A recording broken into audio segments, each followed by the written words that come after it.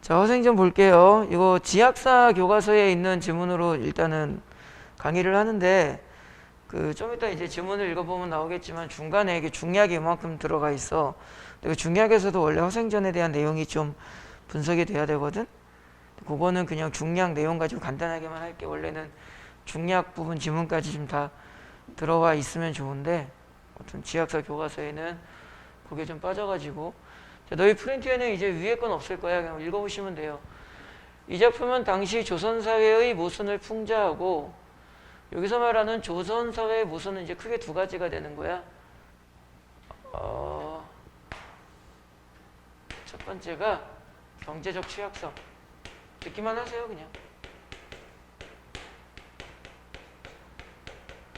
그 다음에 두 번째가 북벌론의 허구. 그래서 실제로 이 지문의 주제를 또는 내용 구성을 우리가 이 두 개에다 맞출 거야.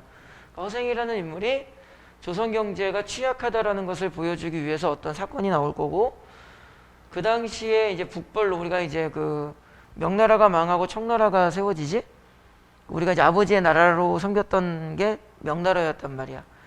그러니까 감히 우리 아버지의 나라인 명나라를 무너뜨리다니, 만주족이 이제 청나라를 건국해. 우리가 복수를 해주자. 청나라로 쳐들어가자. 북벌론을 주장하던 시대사회를 모티프로 했을 때 이 박지원이라는 사람은 이 북벌론이 이제 말도 안 된다고 보는 거야. 얘는 이제 북학파라 그래가지고 이제 북학파에서 뭐 실학사상 이렇게 넘어오는데, 간단하게 말하면은 방금 이야기했듯이 명나라가 이제 망하고 이제 뭐가 건국 때 청나라가 세워져. 그때 이제 우리나라 조선에 있는 그 성리학자들이 명나라의 가치관을 가지고 성리학을 이제 나라의 건국 기념으로 잘 활용을 하던 조선이 명나라가 망해버리니까 조선 건국의 근간이 흔들려 버리는 거야. 아, 씨발, 좆됐다. 이제 우리 뭐 어떻게 나라에 대한 명분을 만들지? 했을 때 뭐 성리학적 화의관이다 뭐 이야기가 나올 때, 이제 박지원을 비롯한 몇몇 학자들은 청나라와의 교류를 통해서 조선 건국의 정당성을 새롭게 만들고 이제 새로운 이념으로 우리가 나아가야 된다.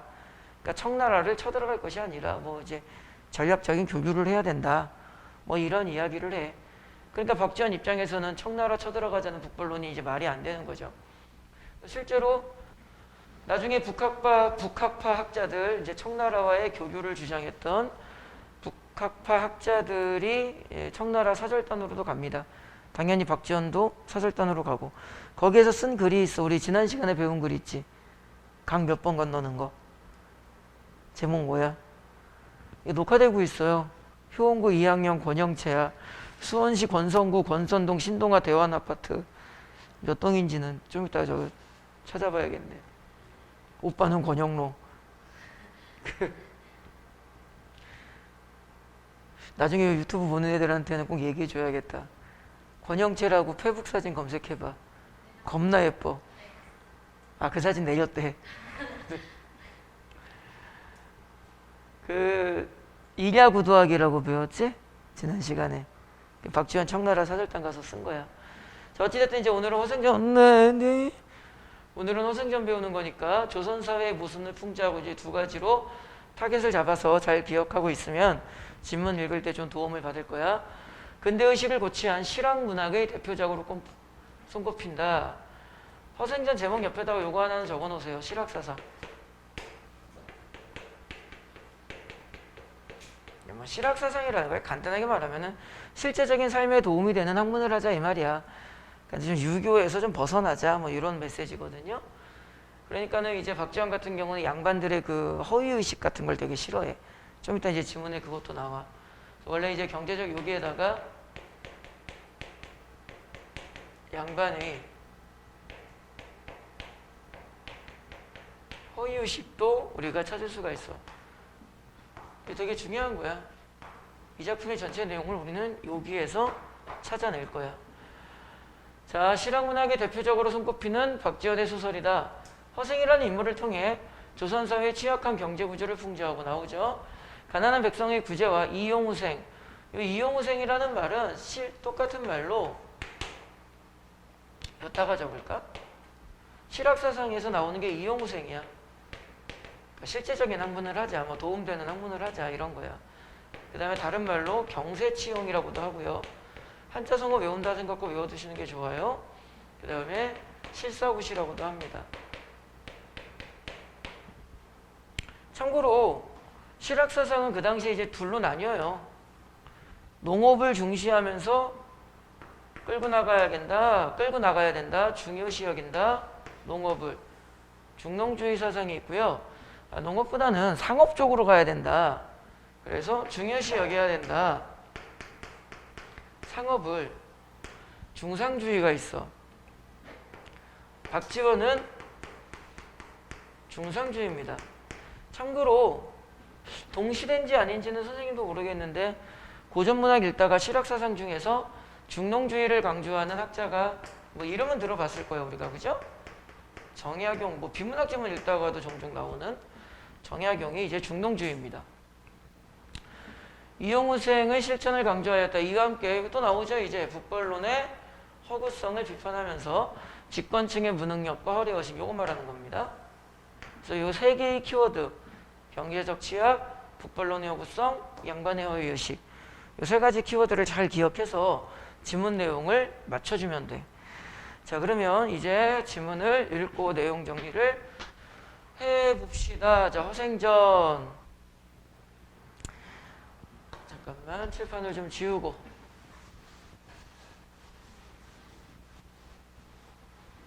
마스크 쓰고 수업하니까 소리가 이렇게 먹혀서 들어가던데, 마이크 안으로.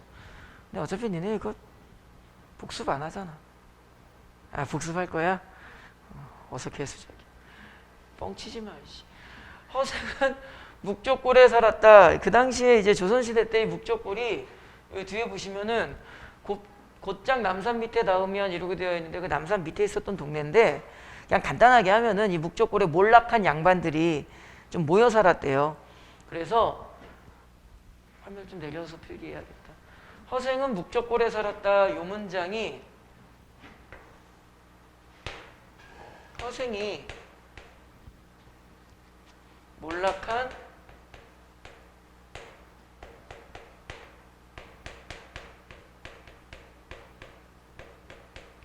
양반계층이라는 것을 알 수 있게 해주는 정보의 어떤 근거라고 보실 수가 있고요. 그래서 이제 이 앞부분을 보시면은요, 좀 경제적으로 무능력합니다. 곧장 남산 밑에 닿으며 우물 위에 오래된 은행나무가 서 있고 은행나무를 향하여 사리문이 열렸는데 두악한 초가는 비바람을 막지 못할 정도였다. 묘사죠, 묘사. 그 묘사를 통해서 말하고 싶은 건 뭐야? 뭐 저 위에다가도 아까 적었지만 허생은 몰락한 양반이다. 되게 초라하다. 다시 말하면 가난하다.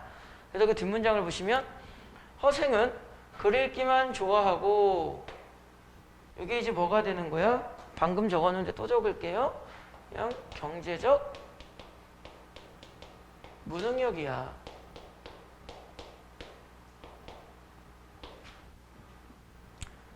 그의 처가 와이프 남의 바느질품을 팔아서 입에 풀칠을 했다. 묘사를 통해서 말하고 싶은 건 뭐가 되는 거야? 허생은 매우 가난했다. 한자 성어는 시험 문제 뭐가 나옵니까? 안 나옵니까? 모르죠. 그때그때 뭐 틈틈이 알아두는 거지. 매우 가난함을 나타내는 한자 성어 이제 두 가지가 있어. 삼순. 여기서 말하는 삼순이라는 것은 초순, 중순, 하순. 뭐 3월 초, 3월 중순, 3월 하순 그러죠? 한 달을 말하는 거야. 삼순, 구식. 9구자 먹을 식자. 한 달에 9번을 먹는다. 그 다음에 입에 풀칠을 하다 저거를 이제 한자를 그대로 바꾸면은요. 호구, 지책이라 그래. 아주 가난함을 나타내는 한자 성어야. 하루는 그의 처가 몹시 배가 고파서 울음 섞인 목소리로 말했다. 여기서 우리가 두 명의 인물을 중심으로 이제 분석을 할 건데요. 한 명은 당연히 허생이 될 거고요. 그 다음에 한 명은 허생의 처가 될 거예요. 그래서 현대에 와서 이남희 씨라는 소설가가 허생의 처라는 이 허생전을 모티프로 한 소설을 하나 쓰죠. 이제 그 지역사 교과서에는 학습활동의 부분이 좀 나올 거야. 그러니까 허생전은 허생의 입장에서 주인공을 세웠다면 이남희라는 현대 소설가는 허생과 함께 산 허생의 처의 입장에서 이 시대의 모습을 좀 보는 느낌?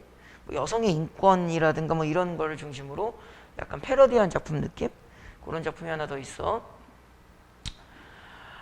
자, 하루는 그 처가 몹시 배가 고파서 울음 섞인 목소리로 말했다. 당신은 평생 과거를 보지 않으니 글을 읽어 무엇합니까? 자, 이 문장에서 우리는 뭐를 분석할 수가 있냐면은 가치관의 차이를 분석할 수가 있는 거야. 자, 그 다음 문장까지. 허생은 웃으며 대답했다. 나는 아직 독서, 학문을 익숙하게 하지 못하였소. 여기에서 말하는 이제 독서라는 것은 학문 수양을 말하는 겁니다. 공부. 자, 어떤 가치관의 차이가 있나 볼까요? 무엇에 대해서? 공부를 한다라는 이 학문에 대해서 자, 두 명이 등장했죠? 허생은 인격 수양을 목적으로 하는 거야. 어떤 또 다른 목적이 있다기보다는 그냥 나의 삶에 대한 양반으로서의 올바른 가치관의 함양, 뭐 학자로서의 모습 이렇게 되는 거야. 그런데 허생의 처는 문장을 다시 보시면 아니 너 공부했으면 과거를 봐라. 지금 시끄러우면 이거 논술이죠, 논술. 대입 논술 좀 봐라. 그러니까 좋은 대학 나와가지고 취직 좀 해서 돈 좀 벌어와라 이 말이야. 그렇게 또 안 할 거면은 너 공부해서 뭐 하냐? 얘는 뭐야? 출세의 수단이죠. 그럼 여기에서 우리가 이제 선생님이 아까 타이틀만 적어놓은 이 부분에 좀 살을 붙여보면 허생은 공부가 이제 좀 뒤에 읽으면 좀 더 정확하게 나오는데 아까도 말했지만 얘는 되게 경제적으로 무능력해. 공부하는 목적도 뭐 좀 뜬구름 잡고 있고요. 집안의 살림도 마누라가 벌어오는 돈으로 그냥 한량처럼 살고 있는 거야. 다시 말하면은 허생이 바로 뭐가 되는 거야? 비판의 대상이 되는 거야. 무능력한 양반층을 대변해 주는 거야. 그런데 주의할 것은 이제 후반부가 아니라 이러고 이제 뒤에 읽으면 나오지만 허생이 이제 집을 나가. 그래서 가출을 하죠. 뭐 쉽게 말하면. 집을 나간 이후는 허생을 통해서 사회의 부조리를 보여줘. 무슨 말인지 지문 읽으면 알아. 그러니까 미리 필기만 하나 해주면은요 비판의 주체가 됩니다.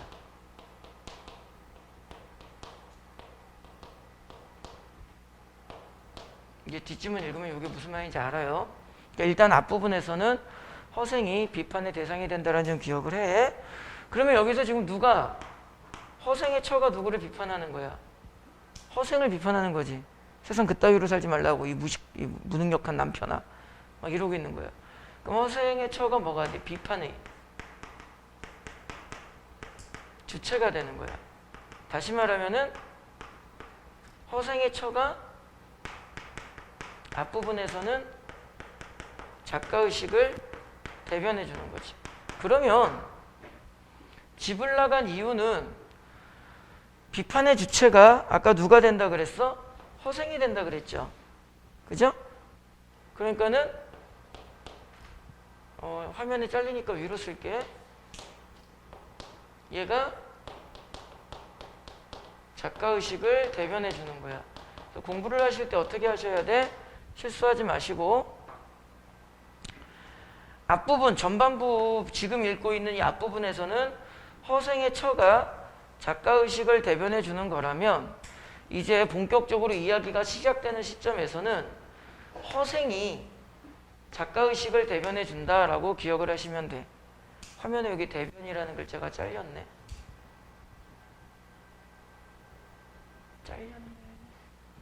아무튼 그리고 이제 조심하셔야 돼. 앞부분은 허생의 처가 작가의식 대변.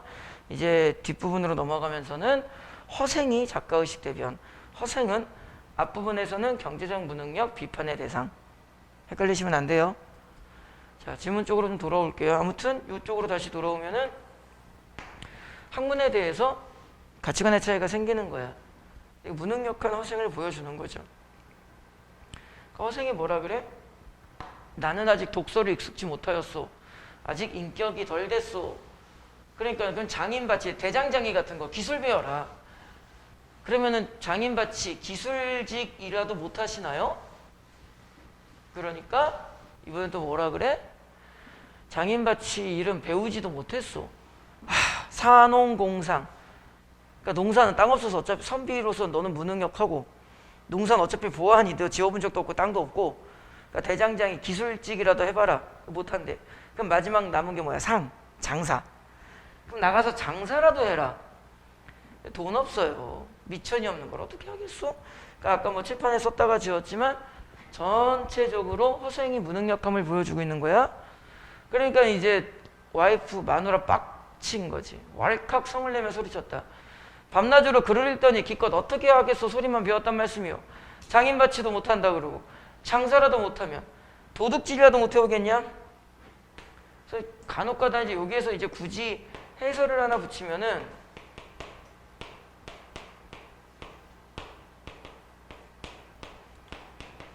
아내와 허생의 갈등의 최고조가 된 게 여기다라고 이야기를 합니다. 됐죠? 공부하시기 편하게 이렇게 해놓으세요. 과거, 장인바치, 장사, 도둑질 이렇게 해놓으세요. 연결. 나중에 지문이 좀 시각적으로 눈에 정리가 좀 잘 됩니다. 허생은 읽던 책을 덮어놓고 일어나면서 아깝다. 내가 당초 글 읽기로 학문 수양에 10년을 기약했는데 미친놈이지 이게. 이제 7년인 거야. 이제 자신의 꿈을 이루지 못했다는 거야. 휙 문 밖으로 나가버렸다. 자, 여기서부터 이제 본격적으로 누가? 허생이 아까 잠깐 적었었죠? 이제 작가의식을 대변해주는 역할을 하기 시작을 할 거야. 허생은 거리에 서로 알만한 사람이 없었다. 맨날 방구석에 처박혀가지고 공자왈 맹자왈 공부만 했으니 뭐 세상 돌아가는 이치도 몰랐을 거고 인간관계도 되게 소극적이었을 거야. 그죠? 그러니까는 서로 알만한 사람이 없었다라고 합니다. 그래서 이제 글 읽기만 하는 거를 뭐라 그러면 백면서생이라 그래요. 얼굴이 어이없다 이 말이야. 햇볕 안 보고 맨날 도서관에 처박혀가지고 공부만 했다. 흰백자를 써서 백면서생이라 그래. 운종가 지금의 종로입니다. 종로. 번화가죠. 상업이 발달한 번화가죠. 지금도 뭐 종로 가면은 종로 1가 2가 3가 쭉 있어. 옛날에는 거기 선생님 대학교 때는 종로 그 3가인가 그럴 거야. 3가에서 금강재화 건물 쪽으로 이렇게 왼쪽에 뭐가 있었냐면은 피맛골이라 그래가지고 술집이 탁탁탁탁탁 붙어서 술집이 엄청 많았어. 안주가 되게 푸짐하고 되게 쌌어. 그리고 딱 나와서 쭉 골목길 들어가면 그게 이제 인사동거리였거든. 그래서 데이트 코스로 되게 좋았어. 그 근처에 극장도 많았는데 지금처럼 CGV 메가박스 이런 게 아니라 우리 때는 극장마다 이제 개인형 이름이 있었지. 피카디리 극장이라고 혹시 들어봤니? 피카디리, 단성사, 서울극장, 종로극 이런 거 안 들어봤어? 내가 이 얘기하니까 옛날에 어떤 새끼였으면 뭐 김두한이랑 같은 시대냐고 무슨 말도 안 되는 소리 하고 있어. 영채야 졸지 마. 너 이거 녹화되고 있어. 죽여버릴 거야. 아니지 또 이러면 그 댓글 달릴라. 폭력적이다 막 이러. 자, 띄어쓰기가 좀 깨졌네요. 운전가로 나가서 시중 길거리의 사람 띄어쓰기 해야 되는데 좀 깨졌네요 화면이. 사람을 붙들고 물었다. 누가 성 중에서 제일 부자요? 변씨를 말해주는 이가 있어서 자 새로운 인물 변씨가 나왔네요. 그래서 여기다 적을게요. 너희들은 뭐 이렇게 동그라미 쳐가지고 뭐 이렇게 적으시든가 하시면 되겠죠? 자, 변씨는 조선 후기 새롭게 등장한 조선 후기의 자본주의 경제체제가 들어오면서 상인계층들의 힘이 되게 세졌겠죠. 자본주의는 돈이잖아. 상인계층들이 돈을 만졌다고. 그죠? 그래서 변씨는 조선 후기 새롭게 그 세력을 높이는 신흥 상인계층을 말합니다. 그 얘한테 가서 돈을 빌려요. 그래서 허생의 조력자 역할을 합니다. 이야기 후반부에도 한 번 더 등장을 해요. 그리고 3번, 요거는 저 지문을 좀 읽고 쓸게요. 허생은 변씨를 대하여 길게 입하고 뭐 이리 오너라 뭐 이렇게 인사했다는 거야. 내가 집이 가난해서 뭘 좀 해보려고 하니 만냥을 구워주시기 바랍니다. 이 당시 만냥이 뭐 지금 물가로는 얼마인지 모르겠는데 꽤 큰 돈이야.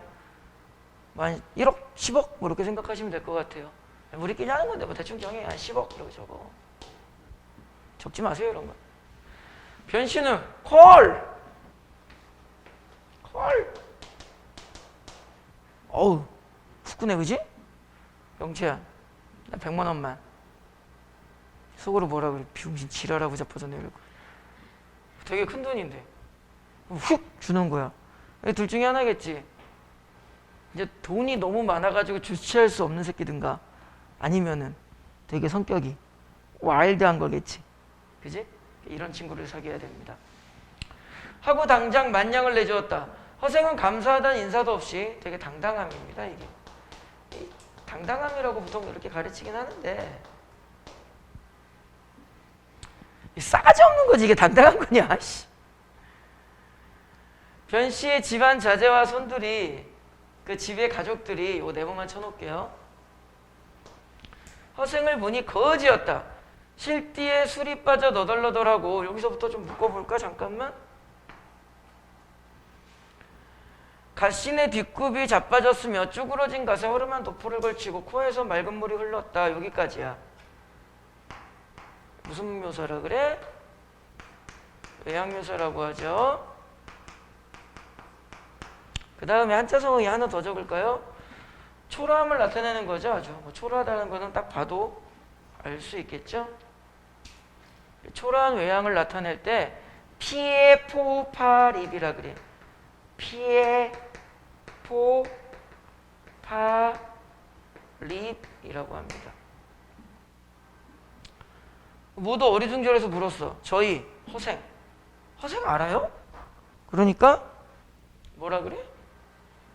화면이 조금 지저분하도록 봐봐. 모르지? 아니 하루아침에 평생 누군지도 알지 못하는 사람에게 만냥을 그냥 내던져버리고 성명도 묻지 않으시다니 무슨 영문인가요? 이 말은 다시 이제 아까 우리가 여기에다가 내묻혔었죠? 집의 자제와 손들. 그죠? 얘들 보기엔 이상한 거지. 무슨 얼굴도 모르는 애가 와가지고 만냥 좀 주셔. 그러니까 네 콜 하고 만냥을 준 거야. 말이 안 되는 거고 이상한 거죠. 그런데 여기에서 이제 만약에 분석적으로 우리가 하나만 필기를 한다면 이 집의 자제와 손들은 허생의 평가를 뭘 보고 평가한 거야? 외모를 보고 평가한 거죠. 그죠? 허생을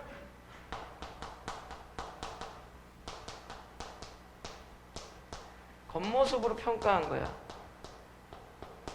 이게 이제 누구랑 반대가 되는 거냐면요.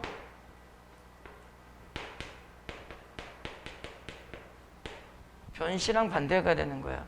그럼 당연히 변씨는 허생의 겉모습을 본 게 아니라 그 내면을 본 거죠. 그죠?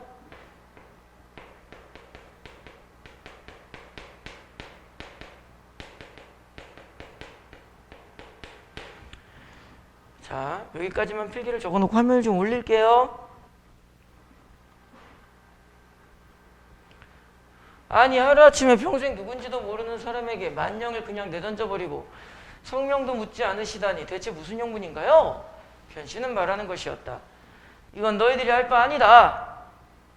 대체로 남에게 무엇을 빌리러 오는 사람은 일반적으로 자기 뜻을 대단히 선전하고 자화자찬이라고, 자화자찬이라고도 하고 비슷비슷한 단어들이 많이 있겠지만 신용을 자랑하면서도 비굴한 빛이 얼굴에 감돈다. 교원영색이다. 달콤한 말로 상대방을 속이는. 한자성어 몇 개 적어. 말을 중언부언하게 마련이다. 이제 또 이런 것도 적을 수 있겠죠. 대단히 선전한다, 자랑한다, 뭐 허장성세라고도 허풍 떠는 거. 이런 한자성어들 여러 개 좀 적어볼 수가 있을 거예요, 그죠? 말을 중언부언하게 마련이다. 이제 말이 꼬이는 거지. 거짓말하다 보면 말이 꼬입니다. 그런데 저 객은, 저 허생은 형색은 허술하지만 말이 간단하고 눈을 오만하게 뜨며, 오만하다는 걸 너무 나쁘게 해석할 필요는 없어요. 그만큼 좀 당당해 보였다는 뜻으로 해석하시는 게 좋을 것 같아. 얼굴에 부끄러운 기색이 없는 것으로 보아 재물이 없어도 스스로 만족할 수 있는 사람이다. 뭐 안분지족 이런 느낌이죠. 그 사람이 해보겠다는 일이 작은 일이 아닐 것이며 나 또한 그를 시험해 보려는 것이다.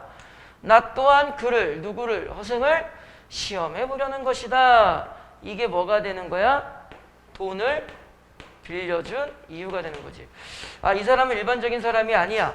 뭔가 이 사람이 계획하는 게 큰 의미가 있을 것 같아. 나도 좀 그게 뭔지 궁금해. 그래, 한번 해봐. 이렇게 된 거래.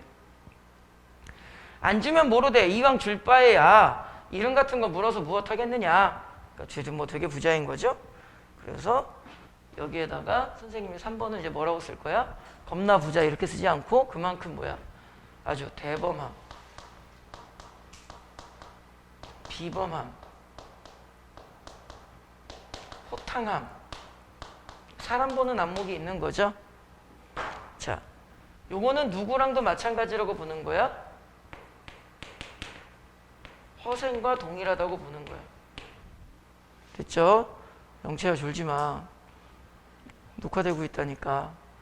수업 재미없게 해서 미안해. 꺼져버려. 죽여버릴 거야. 자, 그 다음부터 봅시다. 얘 지금 촬영 중이라서 강의 끊지도 못해. 뭐 인원수가 뭐 20명, 30명, 한 3, 40명씩 보통 강의할 때는 여러 가지 에피소드들이 발견되니까 뭐 야 졸지마 이러고 분위기 잡고 하는데 꼴랑 요거 앉아 있는데 내가 무슨 얘기를 해. 뭐 씨발 여기서 춤이라도 춰 내가? 아, 녹화되잖아. 미르가 이런 거 다시 하지 말라 그랬는데 이씨. 우리 미르가 이제 6학년이 되니까 슬슬 아버지에 대한 쪽팔림을 가온이는 아직 모르는데 가온이는 아빠 최고 막 이러고 있는데 너 때문에 미르가 아버지에 대해서 실망하고 막 어디 가서 아빠 부끄럽게 여겨서 나 속상해가지고 막 술 먹고 운전 어디 막 가다가 막 넘어져서 다치고 막 다쳐가지고 수업 못해서 병원비 못 내고 막 집안 무너지고 이게 다 네가 지금 졸아서 그래. 네가 조는 게 지금 한 가정을 무너뜨리고 있는 거라고. 잠 깨는 방법 가르쳐 줄까? 응? 나와봐. 나와서 해. 이거 한번 해봐. 저기 보고 하면 돼 이러고. 자, 허생은 만냥을 입수하자 다시 자기 집에 들리지도 않고 마누라 입장에서는 되게 서운하겠죠. 그래서 지금 이게 얘가 나가가지고 이제 장사를 하고 뭘 합니다. 그래서 집으로 나중에 돌아오는데 5년 만에 돌아와요. 5년인가 7년 만에 돌아옵니다. 그러니까 마누라는 이제 허생 집 나가서 안 들어온 거잖아. 그래서 죽은 줄 알고 그냥 제사 지내요. 허생의 처 입장에서는 진짜 무슨 쓰레기 같은 새끼야. 그래서 그 현대 이남희 씨라는 소설가가 쓴 허생의 처는 그러한 허생의 아내 입장에서 이야기를 재구성한 소설이야. 열받지. 아무리 뭐 유교적 가치관 속에서 뭐 지아비를 섬기고 살아야 한다지만 이거는 진짜 그지? 영재 남자친구 사귀다 남자친구가 잠깐만 나 어디 여행 좀 갔다 올게 이러는데 막 4년 동안 연락도 안 돼. 그 사이에 뭐 남자 3번은 갈았을 거 아니야. 그지? 자, 볼게요. 안성으로 내려갔다. 안성은 경기도, 충청도 사람들이 마주치는 곳이요. 삼남, 경상, 충청도, 전라도, 경기도 뭐 요 정도일 거야 아마. 삼남의 길목이기 때문이다. 그래서 이게 이제 의미하는 게 뭐냐면은요. 삼남의 길목이다. 어디가? 안성이. 그래서 뭐야 이게? 장사. 상업의 요충지가 되는 거야. 아주 장사하기 좋은 거. 일단 장사를 할 거면 사람들의 왕래가 많아야 돼. 그죠? 선생님이 학원을 차리는데 뭐 참 아무도 없는 강원도 두메산골 오지에다가 나 혼자 그냥 무슨 건물 하나 떡 지어놓고 학원이다 이런 애들이 오겠니? 수요가 있는 곳으로 사람들이 많은 곳에서 우리가 장사를 해야겠죠? 그래서 장사합니다. 그래서 우리가 박지원은 중상주의라 그랬잖아. 상업을 중시합니다. 거기서 대추, 감 배, 석류, 귤, 유자 등 속의 과일 동그라미 모조리라는 단어가 좀 중요해. 조금 이따 정리는 한 번에 할게요. 2배의 값으로 사들였다.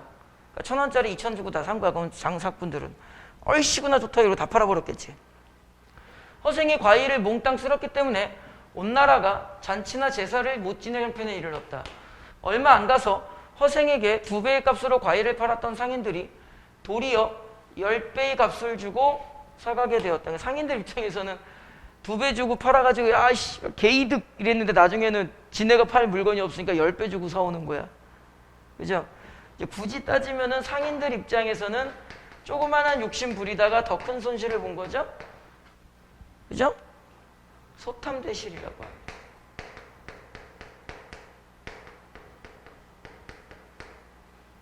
작은 것을 탐하다가 더 큰 걸 잃은 거지. 근데 사실은 상인은 손해본 게 없었을 거예요. 10배의 값을 주고 샀어. 그러니까 1,000원짜리를 2,000원에 팔았다가 어쩔 수 없이 10,000원 주고 다 사온 거야. 상인이 손해볼까? 아니지. 소비자한테 12,000원에 팔겠지. 그잖아. 사실은 이제 상인이 손해보는 건 아닌데 굳이 따지면 어쩌다가 이게 요 단어가 소탐대실이라는 단어가 요 문장에 연결되는 문항이 아주 간단하게 좀 나올 때가 있어. 뭐 그렇게 분석을 할 수 있으니까 적어드린 거지. 개인적으로는 상인은 손해보지 않았을 것 같아요. 허생은 길게 한숨을 쉬며 내쉬었다. 한숨은 일단 적어놔. 설명 좀 더 몰아서 할게. 안타까움이야. 얘가 뭘 안타깝냐? 만냥으로 온갖 과일의 값을 좌우했으니 우리나라의 형편을 알만하구나. 여기서 우리나라의 형편이라는 게 뭐야? 이렇게 필기해놓고 선생님이 전체적으로 요즘은 다시 정리해 드릴 거니까 일단 부분 필기를 먼저 채워놔. 조선 경제의 취약성이야. 조금 더 읽고 다 정리를 다시 할게. 그는 다시 칼, 호미, 품목 따위를 가지고 제주도에 건너가서 말총을 죄다 사들였다. 이 말총이 뭐냐면은요. 말총도 빨간색 아까 요거 1, 과일 이번에는 말총 2. 이 말총이 뭐냐면은요. 몇 해 지나면 나라 안의 사람들이 머리 이렇게 그 망건이라 그래가지고 왜 그 갓 쓸 때 띠 하나 두르고 쓰잖아. 그 머리띠 같은 거. 그걸 이제 뭐라 그래? 망건이라고 하는 거야. 말총이 뭐냐면은 망건의 재료야. 자, 여기서 이제 그럼 우리가 지금까지 읽은 걸 정리를 좀 해볼게요. 되게 중요한 겁니다. 지금 허생이 뭘 한 거냐면은 여기다 필기를 해볼게.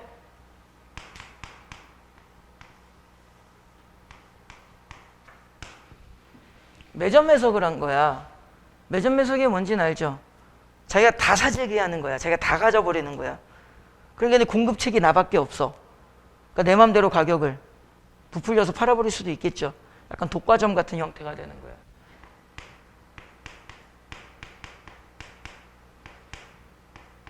이게 뭐 현대판에도 이런 거 많죠. 이번에 우리 그 코로나 때문에 마스크 대란 일어났을 때 막 수백만 장씩 막 세벼가지고 가격이 이 선생님이 지금 마스크를 쓰고 있긴 한데 이거 정상가였을 때가 이게 KF94 마스크인데 좀 뭐 블랙이랍시고 좀 예쁘게 되어 있다. 그럼 뭐 1,000원, 900원. 이거 많이 올랐을 때 5,000원까지 올라갔잖아. 그때 딱 마스크 대란 딱 터졌을 때 저 옆에 킹마트라고 있죠? 거기에서 1,700원에 파는 거야. 그 내가 욕이란 욕은 다 했어. 장난하냐고. 이런 사기꾼 같은 장사꾼들 막 욕을 했어. 4일인가 있으니까 3,000원이 되더라. 더 분노를 했지. 이런 썩은 놈의 새끼들. 한 일주일인가 있으니까 5,000원이 되더라. 무릎을 꿇었지. 죄송합니다. 돈 앞에서는 똑같은 거야. 우리나라 사람도 좀 그런 건 반성을 해야죠. 다행히 나라에서 이제 공적으로 돌려가지고 지금은 조금 수급이 괜찮아지고 뭐 다행이죠. 요즘 또 일회용 마스크가 그 니네 쓰고 있는 게 가격이 엄청 올랐더만.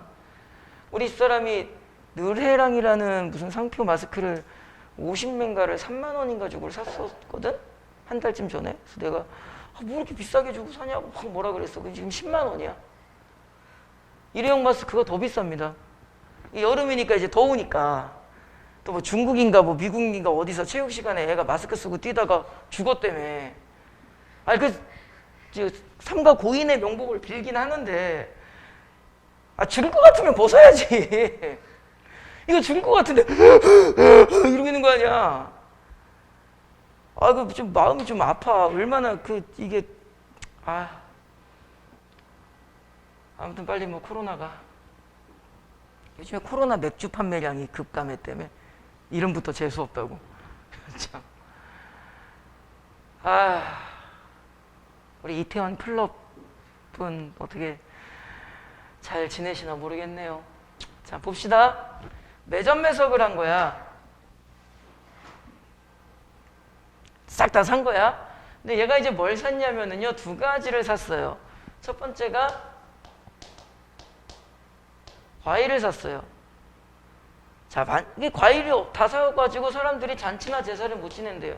자, 내가 잔치를 지낼 건데 과일이 하나도 없어. 그럼 어떻게 하면 돼? 둘 중에 하나를 하면 돼. 이 동네 과일이 하나도 없어. 그럼 어떻게 하면 돼? 옆 동네 가서 사오면 되지. 이게 두 번째. 옆 동네에서도 과일을 못 사와. 그럼 어떻게 하면 돼? 안 먹으면 되지. 제사 지낼 때 과일이 없어. 안 올리면 되지. 선생님도 그 장인어른 장모님 제사를 이제 모시는데 거기에 꼭 내가 올리는 게 하나 있어. 기본적인 이제 뭐 문화일 수도 문화지 뭐 우리나라에. 사실은 그렇게 뭐 수백 년의 전통이 된 문화가 아닙니다. 우리나라 제사 문화가. 일제시대 때 약간 부풀려진 문화지. 그래서 이제 기본적인 양식을 취한 상태에서 내가 꼭 올리는 게 하나 있어. 뭘 올리게? 내가 먹고 싶은 거. 또는 생전에 우리 장인어른께서 좀 좋아하시는 거를 좀 올려놔. 스파게티 좋아하시는데 스파게티 올리려고 하는데 그건 조금 아닌 것 같아가지고. 제사 끝나면 그 음식 누가 먹어? 우리가 먹잖아. 내가 먹고 싶은 거 올리는 것도. 이게 근데 다시 이 얘기로 와봐. 없으면 안 올리면 돼. 서양 같은 경우 제사 지낼 때 대추 이런 거 절대 안 올려요. 왜 안 올릴까? 안 먹잖아. 제사 끝나면 다 버리지 않나? 그죠? 아까운 거야 사실은.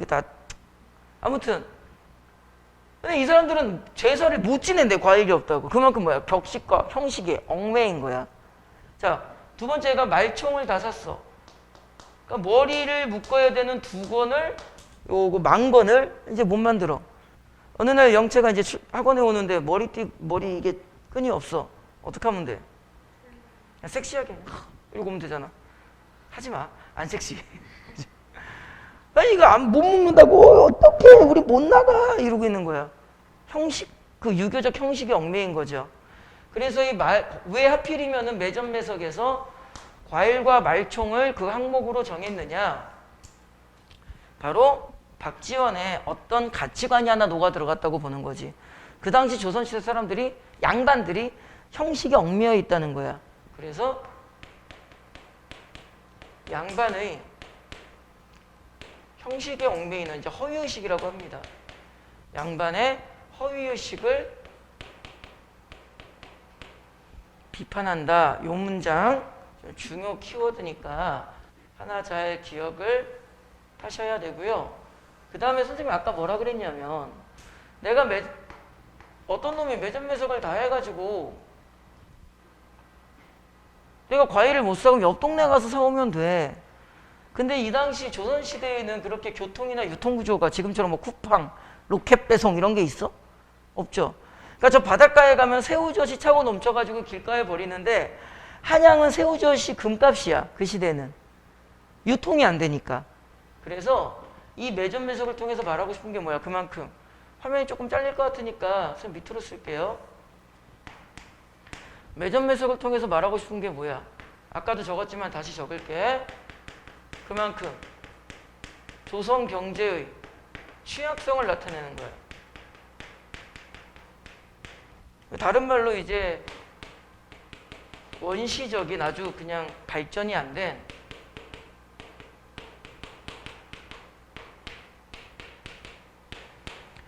원시적인 자급자족 구조라는 말이죠. 요거를 좀 다른 말로 바꾸면 어떻게 되는 거야? 유통구조의 취약이라고도 할 수가 있겠죠.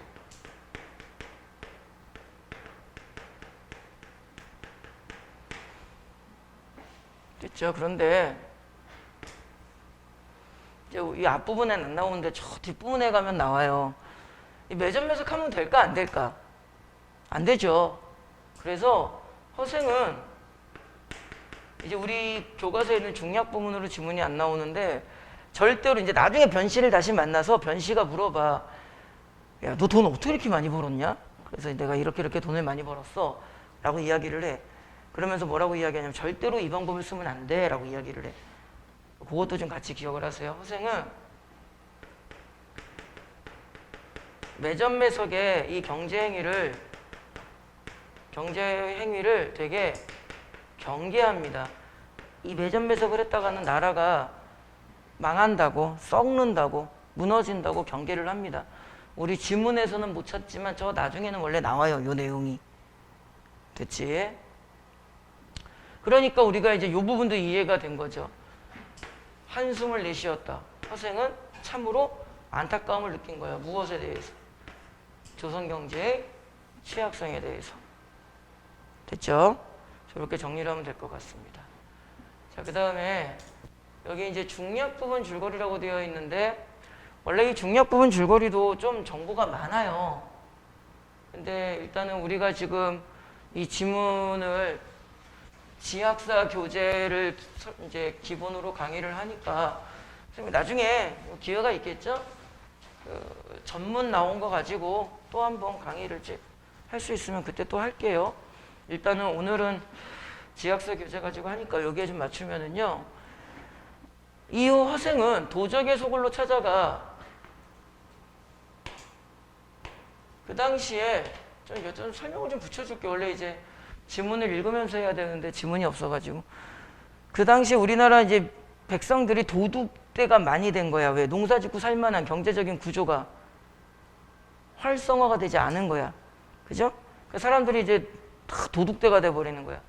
민생 불안정의 시대 상황이 원래 나타난 거야. 백성들이 행복하게 살 수 있는 시기가 아니었던 거지. 그럼 국가에서 뭘 해야 되는데 못해. 도둑대 잡지도 못해 국가에서.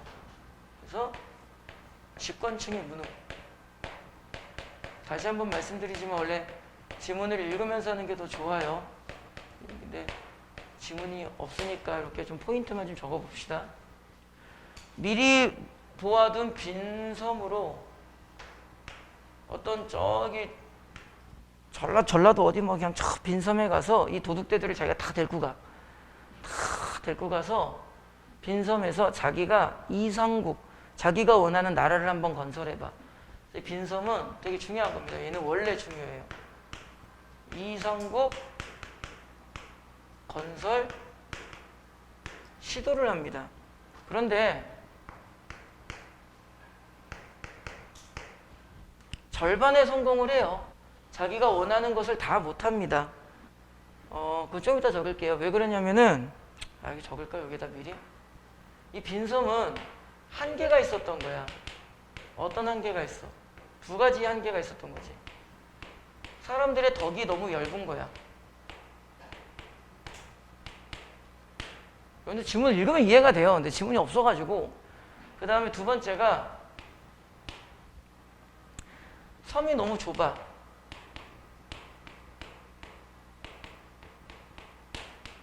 그러니까 자기가 좀 더 스케일 큰 뭔가를 하고 싶어도 못해. 그래서 그냥 어느 정도 하다가 섬을 떠나버립니다. 그럼 선생님이 여기에다가 지금 이상국 건설 시도라고 했는데 밑에 문장을 보시면 그곳에서 농사와 무역을 통해 부를 축적한 허생은 자신의 이상국 건설의 시험을 마친 뒤 섬에서 나와 나라 안의 빈민을 구제한다라고 되어 있죠. 여기에서 이상국 건설의 시험이 원래는 시험 문제 출제율이 좀 높은 내용입니다. 자, 볼게요. 좀 몇 가지를 적어볼게. 여기에서 그 허생은 정치적인 이념을 무엇을 기준으로 삼냐면은 덕치주의를 기본으로 삼아 덕으로서 사람을 다스려야 된다라는 어떤 그런 메시지가 나와요. 그래서 1. 덕치주의. 그 다음에 2. 농사를 짓게 합니다.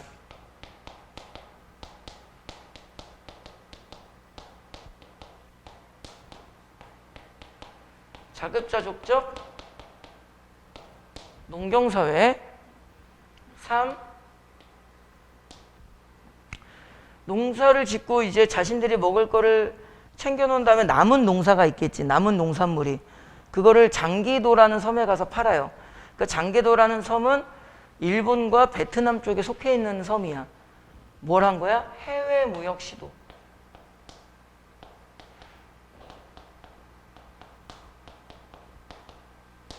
그리고 4. 여기에도 이제 나오는 거. 어려운 사람들을 많이 도와줍니다. 빈민구제. 일단 4개만 적을게요. 뭐 지문을 가지고 분석함에 따라서 한두 개 정도는 더 적을 수가 있는데 최소 기본적으로는 4가지 정도만 좀 기억을 합니다. 그리고 이제 돌아옵니다. 조선으로. 한편 변씨로부터 허생에 관한 이야기를 전해들은 이완대장이 그리고 나 이제 변씨한테 돈을 어떻게 벌었는지 매점매석 다 이야기해주고 그래. 그때 이제 변씨가 지금 북벌론이 나라의 그 어떤 중심 그 상황으로 올라오고 있는데 허생 너 진짜 대단한 사람이다. 야 너도 국가를 위해서 이 북벌론을 위해서 한번 일해보지 않겠니? 라고 변씨가 이야기를 해. 허생이 싫다 그래. 이 조선은 썩어 문드러져가지고 싫다 그래. 근데 이제 변씨 친구가 누구냐면은 이완 장군이라고 되어 있어. 얘는 실제로 북벌론을 주장했던 북벌론의 중심에 서 있던 실존 인물입니다. 이렇게 소설 속에 실존 인물을 등장시키면 왠지 그 이야기가 좀 사실스럽죠. 그래서 이제 변씨가 이완 장군한테 가가지고 야 내가 아는 사람 중에 허생이라는 사람이 있는데 존멋이야. 장사 졸라 잘하고 내가 졸라 똑똑해. 그러니까 이완 대장이 그래? 그럼 내가 그 사람을 스카웃을 해야겠다. 이러고 찾아간 거야. 찾아갔는데 허생은 싫은 거야. 이 조선의 어떤 사대부들이. 그래서 잘 안 만나줘. 그러니까 이완 장군은 문 밖에서 뻘쭘하게 기다려. 그러니까 이제 한참 시간이 지나서 허생이 이완 장군한테 들어오라 그래. 들어와서 자, 너 북벌론 한다며? 지금부터 그럼 내가 북벌론을 성공하는 방법을 이야기해 줄게. 한번 그대로 해봐. 라고 가르쳐 줘. 근데 이제 이완 장군이 죽어도 못한다 그래. 이제 그 내용이거든, 지금부터. 근데 이제 지문 전체적으로 허생이 북벌론이 성공하기 위한 3가지 방법을 가르쳐 줘. 그래서 이게 필기를 하면은요, 중요한 내용이야. 북벌론의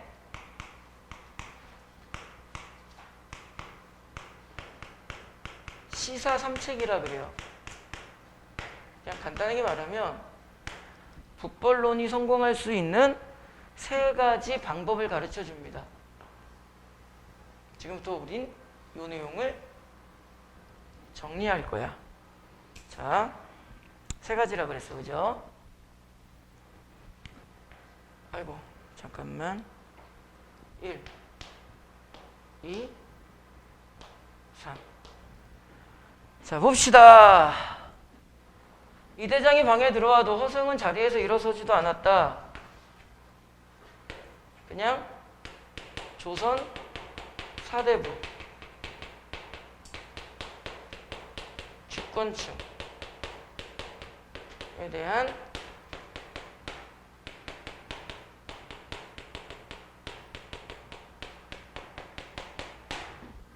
부정적 인식이 있구나라는 정도 간단하게 보면 되겠죠. 이 대장은 몸둘 곳을 몰라 하고 뻘쭘하죠. 나라에서 어진 인재, 훌륭한 인재를 구하는 뜻을 설명하자 허생은 손을 저며 말했다. 밤은 짧은데 말이 길어서 듣기에 지루하다. 구구절절 떠들지 마라. 그 너 지금 무슨 벼슬에 있냐? 대장이요. 그럼 너는 나라에 신임받는 신하로군. 요거 약간 반어적 조롱적. 그래 잘났다 이 새끼야. 뭐 이런 느낌으로. 그래서 약간 아이고.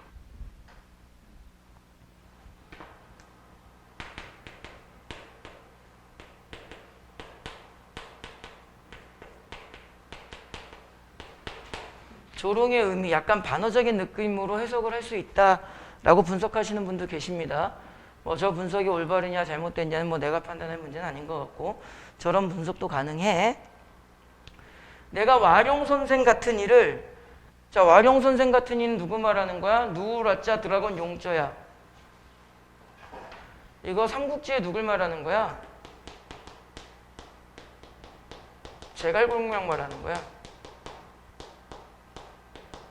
내가 제갈공명을 스카우트 해오겠다는 게 아니라 와룡 선생 같은 이 말은 제갈공명 같은 뛰어난 인재를 말하는 거야.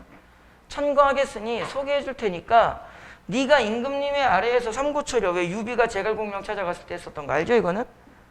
임금님이 직접 그 사람한테 3번 이상 찾아가서 인재 등용의 적극성을 띌 수 있도록 네가 할 수 있겠냐?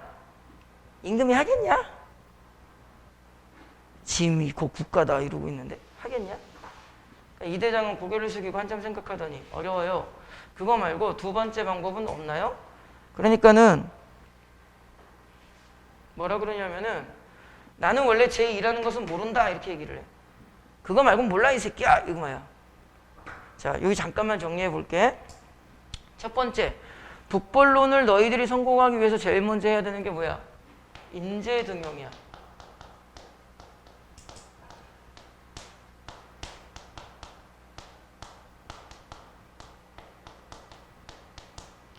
그건 못한다 그러니까 얘가 뭐라 그래? 나는 제 일하는 것은 모른다 이 말은 인재 등용이 그 무엇보다 중요하다 이 말이죠. 그래서 인재 등용이 최우선 과제야.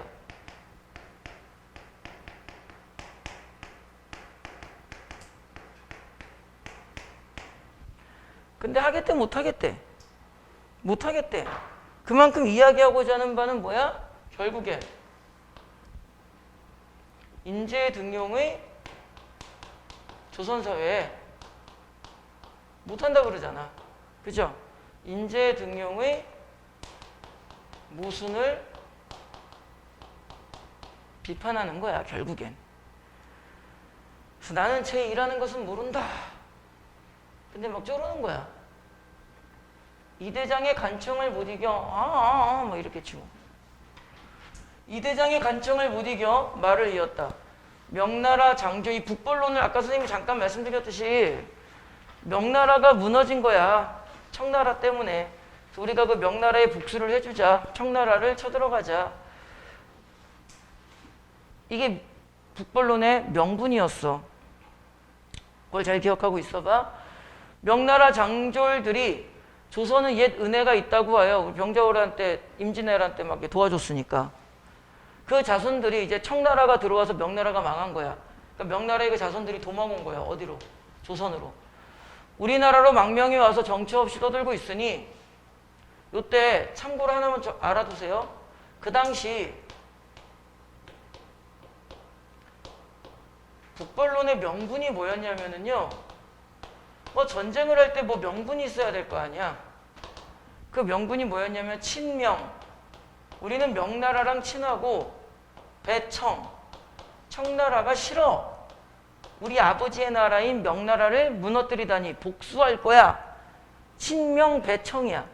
명나라랑 친하고 청나라를 배척하겠다. 그럼 정말 이 친명 배청의 명분이 있다면 우리가 어떻게 해줘야 된다는 거야? 우리나라에 들어와 있는 망명와 있는 명나라 장정들을 종실의 뭐 국회의원 딸들이겠죠. 지금식으로 하면 종실의 딸들을 내어 모두 그들에게 시접 보내고 훈적 관계, 기득권입니다. 기득권 세력.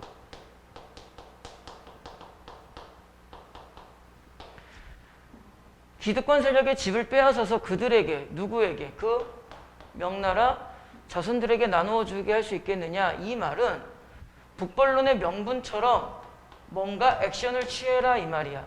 자, 두 번째 여기에다 적으면 되겠죠. 이렇게 좀 자세하게 적으면은요.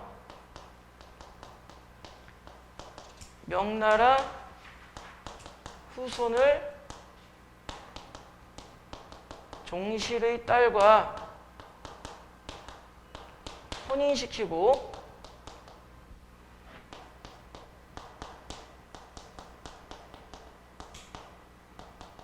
기득권 세력의 재산을 좀 뺏어라. 기득권의 새끼들이 자기네 재산 지키려고 나라를 무너뜨린다 뭐 이런 느낌이 있는 거예요. 하겠냐 그렇게? 당연히 못하겠죠. 국회의원 딸들 결혼시키라 그러고 장관들 재산 뺏어가지고 주라고 하는데 하겠냐? 그러니까 뭐라 그래? 한참을 생각하더니 어렵습니다. 그러니까 말로만 친명 배청이지 실제로 우리나라 조선이 칙명 배청을 하는 거야, 안 하는 거야? 안 하는 거지. 그래서 여기서 포인트가 뭐야? 북벌론의 허구성을 비판하는 거야. 얘네는 말로만 북벌이지 실제로 북벌을 위해서 하는 게 뭐 있냐 이 말이야. 자, 세 번째가 이제 뭐냐면은요. 좀 읽어봅시다. 이것도 어렵다 저것도 어렵다 하면 도대체 무슨 일을 하겠느냐. 가장 쉬운 일이 있는데 네가 능히 할 수 있겠느냐. 말씀을 듣고자 합니다. 무릇 천하의 대의를 외치려면 큰 뜻을 이루려면 먼저 천하의 호걸들과 접촉하여 결탁을 하지 않고는 안 되고 세력을 확장해야 된다. 남의 나라를 치려면 먼저 첩자를 보내지 않고는 성공할 수 없는 법이다. 첩자가 보내야 된다. 스파이를 보내야 된다. 지금 만주정부가 여기서 만주정부가 뭐야? 청나라 말하는 겁니다. 만주정부가 청나라를 말해요. 갑자기 천하의 주인이 되어서 중국 민족과는 친근해지지 못하는 판에 조선이 다른 나라보다 먼저 섬기게 되어 우리나라는 또 강제 앞에서 굽신거렸잖아. 저들이 우리를 가장 믿는 터이다. 진실로 당나라 원나라 때처럼 쟤네들이 청나라 애들이 우리 좋아하니까 걔네들한테 부탁해서 우리 양반집 자제들을 유학을 보내고 벼슬도 좀 할 수 있도록 좀 도와달라고 말하고 그 국가 간의 교류, 장삭, FTA 같은 거 상인의 출입을 금하지 말도록 관찰하면 저들도 누구들도 청나라 쟤네들도 반드시 자기네에게 친근해지려 함을 보고 기뻐 승낙할 것이다. 가깝게 지내라. 왜? 그래야 스파이를 보낼 거 아니냐. 국중 나라의 그 사대부들의 자제들 자녀들을 뽑아 머리를 깎고 동그라미 쳐놓으세요. 동그라미 치는 일 좀 이따 설명드립니다. 되놈의 옷을 입히며 동그라미 쳐놓으세요. 그중 선비는 가서 빈곤까지 외국인들이 취업하는 공무원 빈군과에 가서 응시하고 서민은 멀리 강남에 가서 장사를 하면서 저 나라의 실정을 정탐하는 한편 뭐 하는 거야? 스파이 보내라는 거야. 저 땅의 호걸들, 영웅들과 결탁, 손을 잡아라. 그럼 한번 천하를 뒤집고 국치를 실 수 있을 것이다. 병자호란의 그 치욕을 이겨낼 수 있을 것이다. 북벌론이 성공할 것이다. 그럼 북벌론의 성공 세 번째 뭘 이야기해 준 거야? 청나라와의 스파이, 전략적 교류.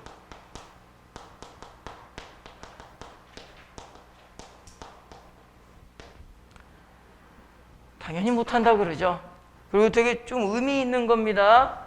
선생님이 이거 동그라미 치라고 한 거 되게 의미 있는 거야. 동그라미 확실하게 쳐놓으셔야 돼. 그리고 만약 이제 그러고 나서 명나라가 딱 세워진 거야. 명나라 황족에서 구해도 사람을 얻지 못할 경우 천하의 제후를 거두리고 적당한 사람을 하늘에 청구한다면 잘되면 대국의 스승이 될 것이고 못되어도 백구지국의 지위를 잃지 않을 것이다. 뭐 필요 없는 말입니다. 그러니까 명나라의 훌륭한 왕을 우리가 추천해 줄 수 있지 않겠느냐 이런 뜻이야. 이 대장은 힘없이 말했다. 사대부들이 자 사대부 세모 치세요. 아까 동그라미 치라는 거랑 이제 연결되는 겁니다. 아, 그 전에 이거 먼저. 자, 칠판에 적은 시사삼칙 세 가지 정확하게 기억하셔야 돼. 이거는 정확하게 알고 계셔야 돼. 사대부들이 세모 조심스럽게 예법, 무슨 유교적인 가치관, 세모 예법을 지키는데 누가 변발을 하고 머리를 자르고 동그라미 호복, 그 중국 오랑캐의 옷 호복을 입으려 하겠습니까? 허생은 크게 꾸짖어 말했다. 소위 사대부란 것들이 무엇이냐? 오랑캐 땅에서 태어나 자칭 사대부라 뽐내다니. 자, 여기에서 말하는 오랑캐 땅은 조선을 말하는 겁니다. 이게 무슨 말이야? 우리가 봤을 때는 중국이 오랑캐지만 중국에 봤을 때는 우리가 오랑캐야. 그죠? 그래서 그 무슨 중국 기록 보면 동이라고 나와요. 동쪽에 오랑캐 있자입니다. 동이라고 나와요. 우리 민족이. 조선을 의미하는 겁니다. 자칭 사대부라 뽐내던 이런 어리석을 때가 있느냐? 의복은 흰옷을 입으니 흰옷 세모. 그것이야말로 상인, 사람 죽었을 때 장사하는 상인 아닙니다. 사람 죽었을 때 상을 치른다 그러잖아. 사람 죽었을 때 흰옷 입었대요 옛날에. 지금은 뭐 검정색 옷을 입지만 상인이나 입는 것이고 뭐 흰옷이 좋은 거냐 임마 이 말이야. 머리털을 한 대 묶어. 머리털을 한 대 묶어. 상투 트는 거 말하는 거죠. 세모. 남쪽 오랑캐 숲속에 지나지 못한데 대체 무엇을 가지고 예법이라 한단 말이냐. 니네들이 예법이라고 하는 게 진짜 무엇이 예법이 있냐. 다 쓰레기 같은 거지 이 말이야. 번호기 동그라미. 이 사람은 원수를 갚기 위해서 자신의 머리를 아끼지 않았고 무병왕은 동그라미 나라를 강성하게 만들기 위해 되놈의 옷을 부끄럽게 여기 되놈의 동그라미 이제 대명을 위해 명나라를 위해 원수를 갚겠다면서 북벌론을 말하는 거야. 그까진 머리털 하나를 아끼고 장차 말 달리고 칼 쏘고 창 던지고 활 당기고 돌 던져야 되는데 전쟁한다며. 전쟁할 판에 터블럭 우리 나라 한복 사실은 막 터블럭 거리잖아. 넓은 소매의 옷을 고쳐 입지 못하고 딴에 예법이라고 한단 말이냐. 내가 세 가지를 말했는데 너는 어느 것 한 가지도 하지 못하면서 그래도 신임받는 신하냐. 그러니까 저 앞에서 이제 신임받는 신하가 약간 조롱의 느낌이 있는 거야. 신임받는 신하라는 게 참으로 이렇단 말이냐. 너 같은 자는 죽어 이씨 이렇게 되는 거야. 자, 요거 칠판 이제 요거 시사삼책은 지울게요. 상당히 중요한 겁니다. 여기서 이제 마지막으로 이제 거의 다 왔어. 영채야 거의 다 왔어. 졸지 마. 효원고 2020년 2학년 이과 권영채야.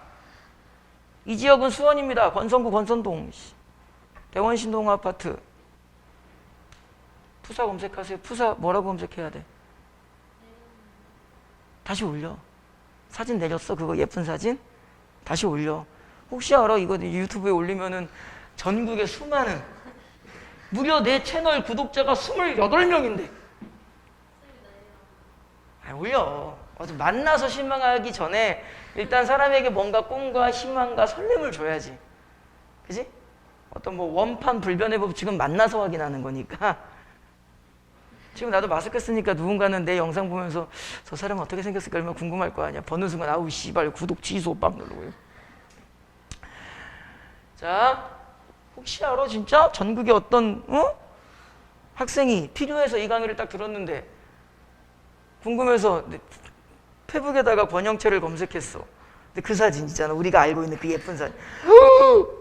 그말 너한테 이제 글을 남기는 거지. 첫눈에 반했습니다. 우리 배운 거 있잖아.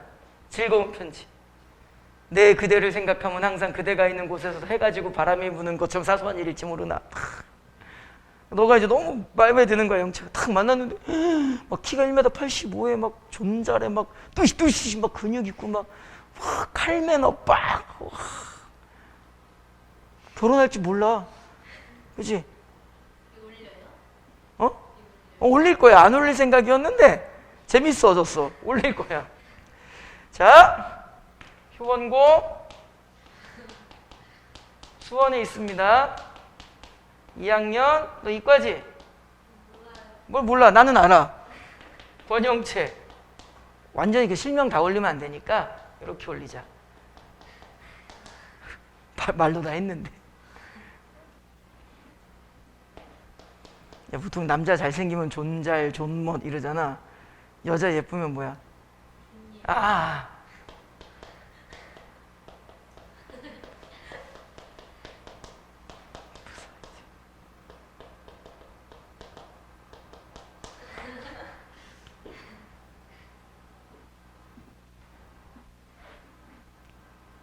봤겠지 이제? 지울게. 어차피 다 봤어. 자. 졸지 말고 우리가 지금 동그라미 친 단어가 있고요.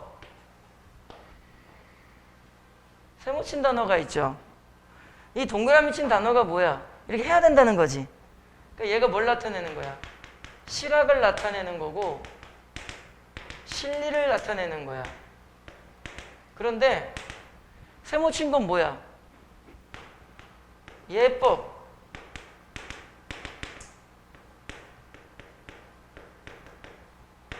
허위의식에 갇힌 거죠. 간단한 내용입니다. 충분히 이해됐죠? 그래서 실리를 나타내는 키워드와 예법의 형식에 얽매이는 허위의식을 나타내는 키워드 구분만 좀 하시면 됩니다. 너 같은 자는 칼로 목을 잘라야 할 것이다. 어우, 갈등 상황이 올라갔습니다. 하고 좌우를 돌아보며 칼을 찾아서 찌르려 했다. 대장은 놀라서 얼마나 놀랐겠어. 자기 죽이려고 그러는데. 도망갔고요. 이튿날 다시 찾아가 봤더니 집은 텅 비어 있었고 허생은 간 곳이 없었다. 이상하게 끝났네. 이런 걸 뭐라 그래? 열린 결말. 허생은 어떻게 됐을까? 모르지 뭐. 보통 뭐 이럴 경우 뭐 독자의 상상력 자극 뭐 이런 말을 많이 하는데 이 작품에서는요. 이 열린 결말에서 독자의 상상력 자극이다 이런 내용보다는 내용이 되게 급진적이지. 우린 신체 발부는 수지 부모라 그래가지고 양반들은 머리 자르면 안 되고 막 그러잖아. 그런 거 필요 없다고. 머리 다 자르고 막. 그래서 너무 내용이 급진적이니까 그냥 이렇게 말했던 애 도망가고 없어졌어 이러고 뭐라고 작가가 자기를 좀 보호해야 되잖아. 그죠? 그래서 너무